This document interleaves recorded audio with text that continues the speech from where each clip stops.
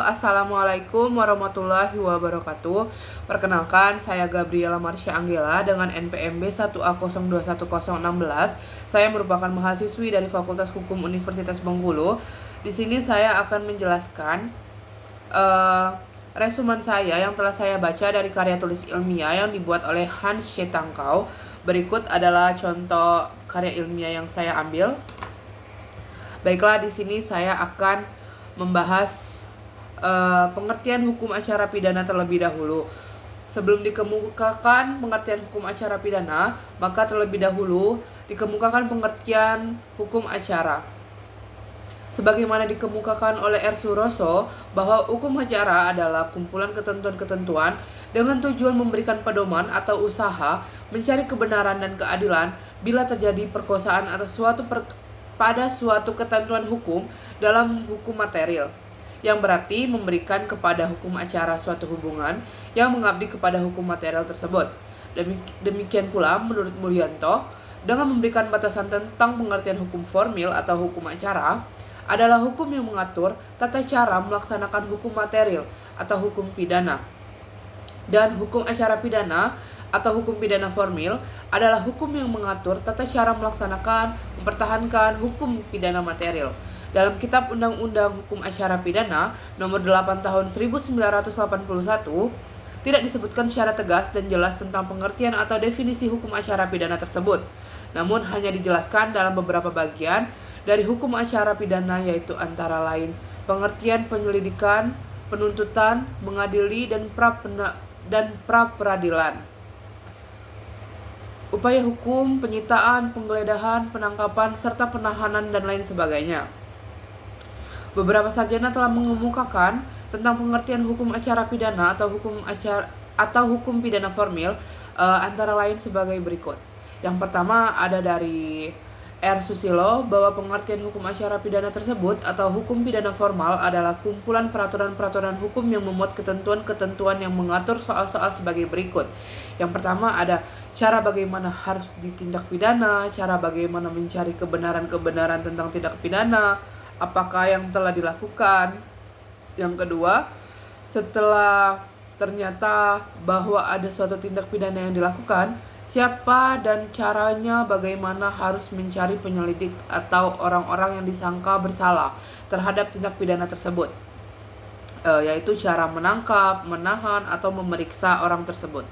Yang ketiga ada cara bagaimana mengumpulkan barang-barang bukti, memeriksa, menggeledah bahan dan tempat-tempat lain, serta menyita barang-barang tersebut untuk membuktikan kesalahan tersangka. Yang keempat ada bagaimana cara pemeriksaan dalam sidang pengadilan terhadap terdakwa oleh hakim sampai dapat dijatuhkan pidana tersebut.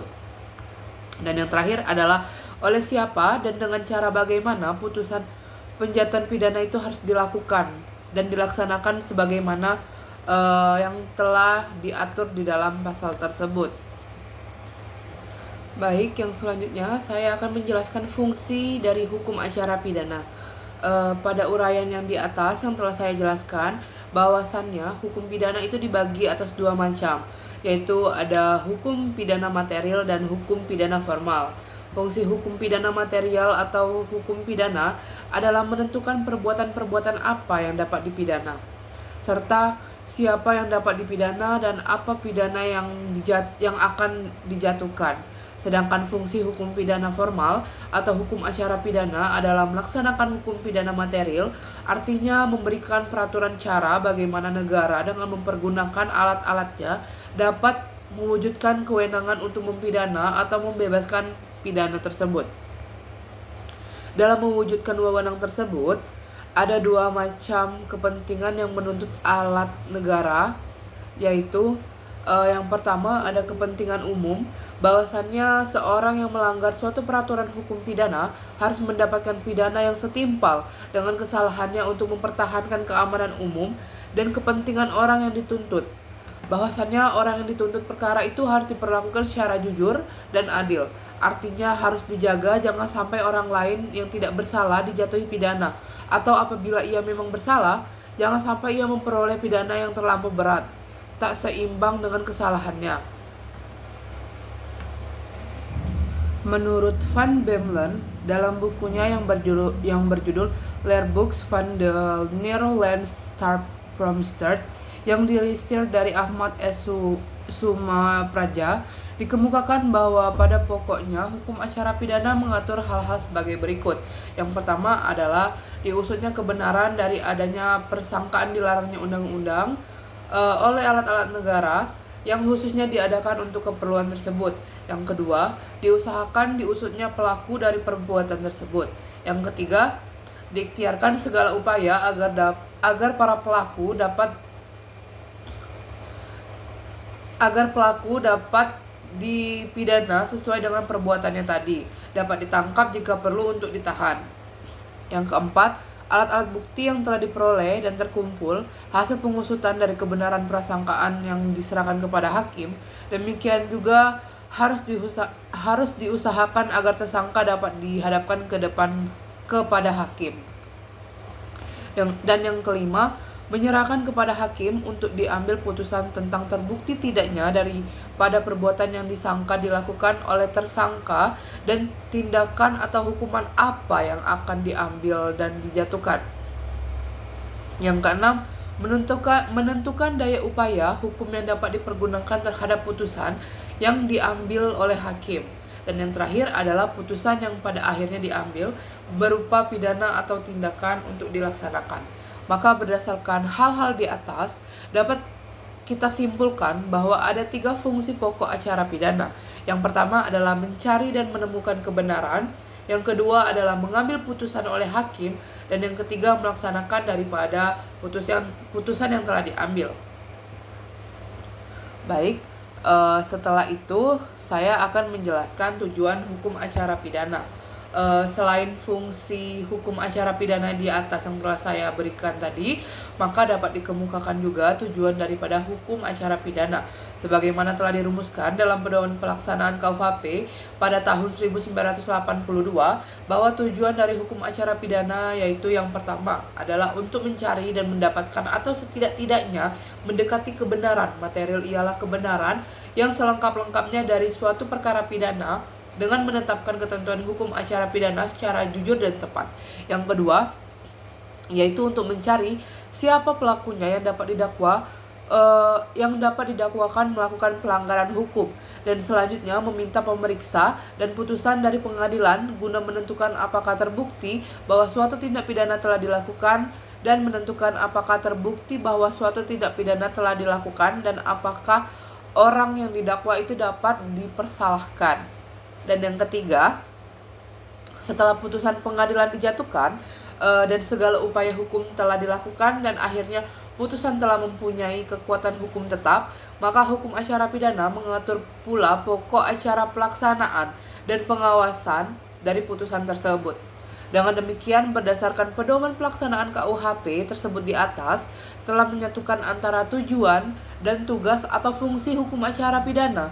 Namun seharusnya tujuan hukum acara pidana dari segi teorisnya diparalelkan dengan tujuan hukum pada umumnya, yaitu untuk mencapai kedamaian dalam masyarakat. Selanjutnya dapat dioperasionalisasikan. Tujuan hukum acara pidana dari segi praktis adalah untuk mendapatkan suatu pernyataan yang berhasil mengurangi keresahan dalam masyarakat berupa aksi sosial yang bersifat rasional dan konduktif didasarkan kebenaran hukum dan keadilan hukum. Selain itu, selain pedoman hukum pelaksanaan KUHP tahun 1982, di atas telah merumuskan KUHP juga dalam konsideran huruf C KUHP yang merupakan landasan atau garis-garis tujuan yang hendak dicapai KUHP, yaitu bahwa pembangunan hukum nasional yang demikian itu dibandingkan hukum acara pidana adalah agar masyarakat menghayati hak dan kewajibannya serta untuk meningkatkan pembinaan sikap para pelaksana penegak hukum serta dengan fungsi dan wewenang masing-masing ke arah tegaknya hukum, keadilan dan perlindungan terhadap harkat dan martabat manusia, ketertiban serta kepastian hukum demi terselenggarakannya negara hukum sesuai dengan Undang-Undang Dasar 1945. Berdasarkan bunyi konsider huruf C KUHP di atas, maka dapat dijelaskan landasan tujuan KUHP sebagaimana dikemukakan oleh Yahya Harappa sebagai berikut. Yang pertama, yaitu meningkatkan kesadaran hukum masyarakat, yaitu artinya menjadikan setiap anggota masyarakat mengetahui apakah hak yang diberikan hukum dan undang-undang ke depannya serta apa pula kewajiban yang dibebankan hukum kepada dirinya. Yang kedua, meningkatkan sikap mental aparat penegak hukum, yaitu ada meningkatkan pembinaan ketertiban aparat penegak hukum sebagai fungsi dan wewenang masing-masing, meningkatkan kecerdasan, serta keterampilan teknis pada aparat penegak hukum. Yang ketiga,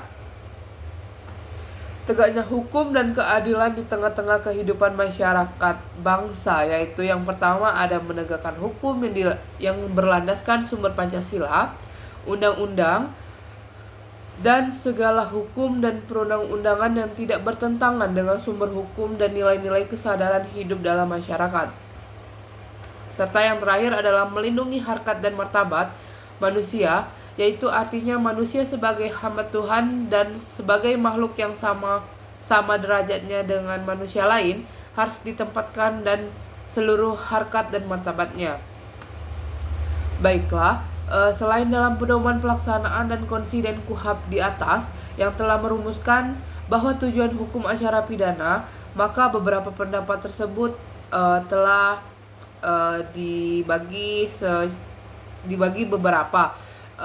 Yang pertama itu ada menurut R. Susilo bahwa tujuan daripada hukum acara pidana adalah sebagai berikut. Menurut R. Susilo, bahwa tujuan daripada hukum acara pidana adalah sebagai berikut. Pada hakikatnya, memang mencari kebenaran para penegak hukum mulai dari polisi, jaksa, sampai dengan hakim dalam menyidik, menuntut dan mengadili perkara senantiasa harus berdasarkan kebenaran, harus berdasarkan hal yang sungguh-sungguh terjadi. Lalu dikemukakan bahwa dalam mencari kebenaran ini, hukum acara pidana menggunakan bermacam-macam ilmu pengetahuan seperti daktiloskop, ilmu kedokteran kehakiman, fotografi, dan lain sebagainya agar jangan sampai terdapat kekeliruan dalam mempidana orang. Sedangkan menurut Andi Hamzah bahwa tujuan daripada hukum acara pidana adalah sebagai berikut, yaitu mencari dan mengemukakan kebenaran material. Itu hanya merupakan tujuan antara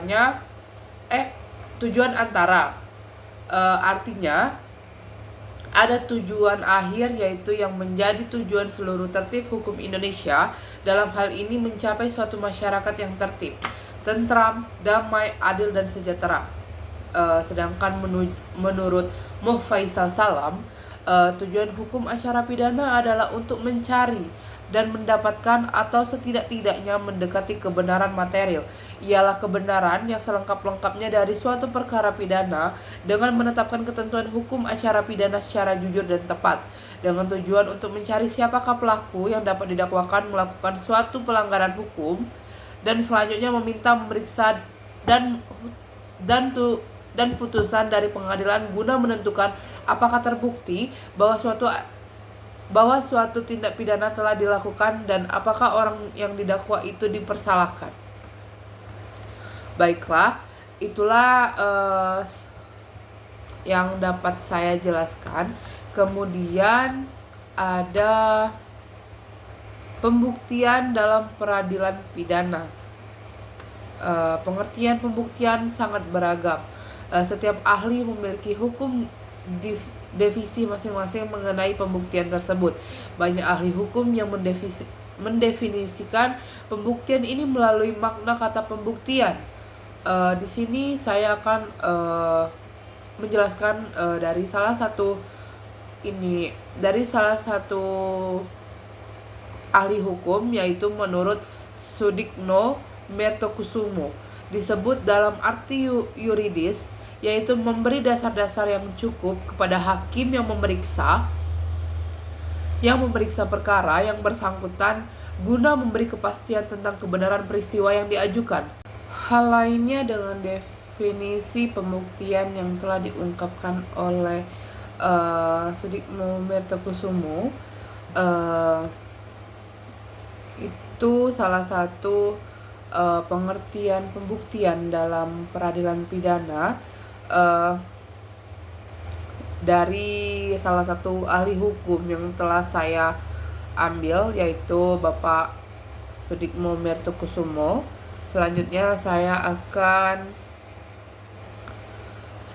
hukum pembuktian merupakan sebagian dari hukum acara pidana yang mengatur macam-macam alat bukti yang sah menurut hukum, sistem yang dianut dalam pembuktian, syarat-syarat dan tata cara pengajuan bukti,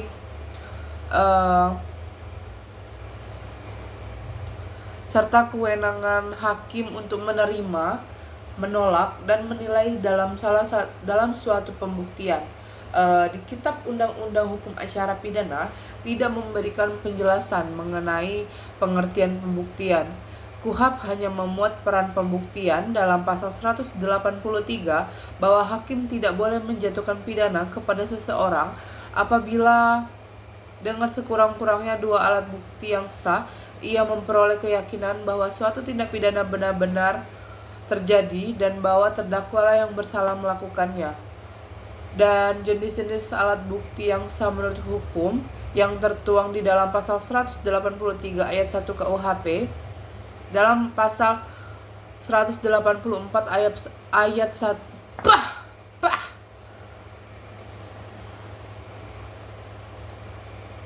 yang tertuang dalam pasal 184 ayat 1 KUHP, yaitu yang pertama ada keterangan saksi, yang kedua keterangan ahli, yang ketiga surat, yang keempat petunjuk, dan yang kelima keterangan terdakwa. Adapun jenis-jenis sistem pembuktian menurut KUHP, yang pertama ada sistem atau teori pembuktian berdasarkan keyakinan hakim semata, atau biasa juga disebut dengan conviction in time.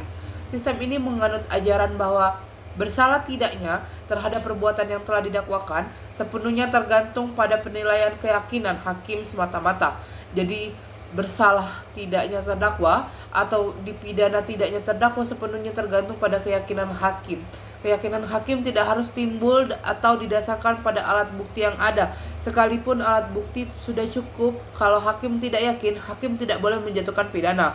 Sebaliknya juga, meskipun alat bukti tidak ada, tapi kalau hakimnya sudah yakin, maka terdakwa dapat dinyatakan bersalah. Akibatnya dalam memutuskan perkara hakim dalam menjadi subjektif sekali. Kelemahan pada sistem ini terletak pada terlalu banyaknya memberikan kepercayaan kepada hakim, kepada kesan perseorangan, sehingga sulit untuk melakukan pengawasan. Hal ini terjadi di praktik peradilan Prancis yang membuat pertimbangan berdasarkan metode ini dan banyak mengakibatkan putusan bebas yang aneh. Yang kedua ada sistem atau teori pembuktian berdasarkan keyakinan hakim atas alasan yang logis, atau biasa juga disebut dengan conviction in reason. Sistem pembuktian conviction in reason ini masih juga mengutamakan penilaian keyakinan hakim sebagai dasar satu-satunya alasan untuk menghukum terdakwa. Akan tetapi keyakinan hakim di sini harus disertai dengan pertimbangan hakim yang nyata dan logis, diterima oleh akal pikiran yang sehat. Keyakinan hakim tidak perlu didukung alat bukti yang sah karena memang tidak diisyaratkan. Meskipun alat-alat bukti telah ditetapkan oleh undang-undang, tetapi hakim bisa menggunakan alat-alat bukti di luar ketentuan undang-undang. Yang perlu mendapat penjelasan adalah bahwa keyakinan hakim tersebut harus dapat diperjelas dengan alasan yang logis, serta keyakinan hakim dalam sistem pembuktian conviction in reason harus dilandasi dengan reasoning atau alasan-alasan, dan alasan-alasan itu tersendiri harus rational, yaitu berdasarkan alasan-alasan yang dapat diterima oleh akal dan nalar, tidak semata-mata berdasarkan keyakinan yang tanpa batas. Sistem pembuktian ini sering disebut dengan sistem pembuktian bebas. Atas dasar ketentuan pasal 183 KUHP, maka dapat disimpulkan bahwasannya KUHP memakai sistem pembuktian menurut undang-undang yang negatif. Ini berarti dalam hal pembuktian harus dilakukan penelitian. Apakah terdakwa cukup alasan yang didukung oleh alat pembuktian yang ditentukan oleh undang-undang, minimal 2 alat bukti, Dan kalau ia cukup, maka baru bisa dipersoalkan tentang ada atau tidaknya keyakinan hakim akan kesalahan terdakwa. Teori pembuktian menurut undang-undang negatif dapat disebut dengan negative weighting. Istilah ini berarti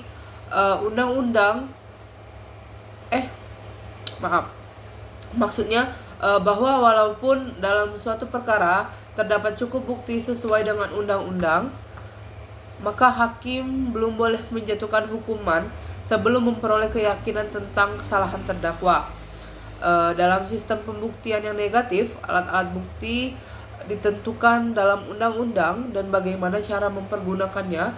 Hakim juga terikat dalam ketentuan undang-undang tersebut.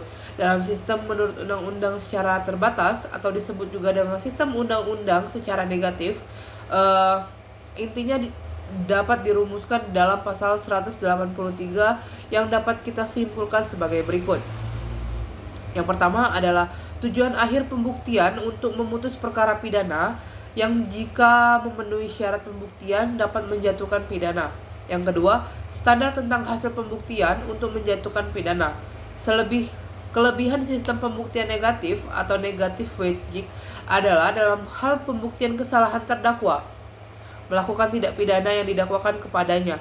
Hakim tidak sepenuhnya mengandalkan alat-alat bukti serta dengan cara-cara yang ditentukan oleh undang-undang, tetapi harus disertai pula dengan keyakinan bahwa terdakwa bersalah melakukan tindak pidana, yaitu keyakinan yang dibentuk ini harus berdasarkan fakta-fakta yang diperoleh dari bukti yang telah ditentukan dalam undang-undang, sehingga dalam pembuktian benar-benar mencari kebenaran yang hakiki. Dalam pembuktian pidana terdapat beberapa prinsip, yaitu yang pertama adalah hal-hal yang memuat di Kitab Undang-Undang Hukum Acara Pidana. Terdapat pada pasal 184 ayat 2 KUHP yang berbunyi, hal-hal secara umum sudah diketahui tidak perlu dibuktikan atau disebut dengan istilah notoken feiten. Secara garis besar, fakta not dan dibagi menjadi dua golongan, yaitu yang pertama adalah sesuatu atau peristiwa yang diketahui umum bahwa sesuatu atau peristiwa tersebut memang sudah demikian halnya atau semestinya demikian. Yang dimaksud sesuatu misalnya adalah harga emas lebih mahal dari perak. Yang dimaksud dari peristiwa misalnya, pada tanggal 17 Agustus diadakan peringatan Hari Kemerdekaan Indonesia. Sesuatu kenyataan atau pengalaman yang selamanya dan selalu mengakibatkan demikian atau selalu merupakan kesimpulan demikian. Misalnya, arak adalah termaksud minuman keras yang dalam takaran tertentu bisa menyebabkan seseorang mabuk. Yang kedua, ada kewajiban seorang saksi. Yang ketiga, ada satu saksi bukan saksi atau unus testis nut testis. Berdasarkan KUHP, keterangan satu saksi bukan saksi tidak berlaku bagi pemeriksaan cepat. Hal ini dapat disimpulkan dari penjelasan dari pasal 184 KUHP sebagai berikut. Dalam acara pemeriksaan cepat, keyakinan hakim cukup didukung dalam satu bukti yang sah.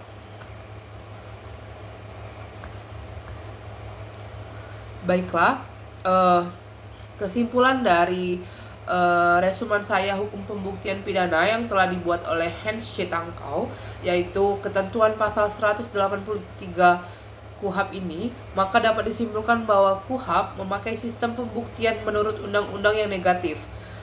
Ini berarti bahwa dalam hal pembuktian harus dilakukan penelitian apakah terdakwa cukup alasan yang didukung oleh alat pembuktian yang telah ditentukan oleh undang-undang, minimal 2 alat bukti, dan kalau alat buktinya sudah cukup, maka baru dipersoalkan tentang ada atau tidaknya keyakinan hakim dalam kesalahan terdakwa. Baiklah, demikian resuman saya tentang hukum pembuktian pidana yang dibuat oleh Hans C. Tangkau. Saya ucapkan terima kasih. Wassalamualaikum warahmatullahi wabarakatuh.